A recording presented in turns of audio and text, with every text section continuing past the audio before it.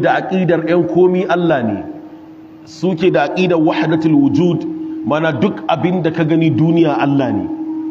suke da aqidar ittihad, mana komi zai iya shigewa a cikin jikin Allah ko kuma Allah zai iya shiga a cikin komi, mana zatin Allah yana iya shiga a cikin komi.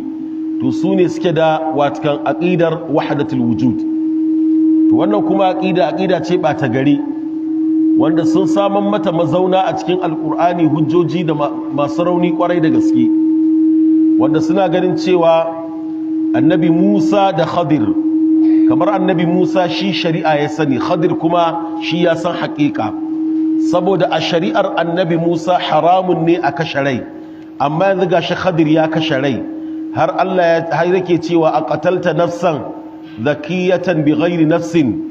za ka kashe rai tsarkakakka ba tare da ta yi laifin komi ba. Sannan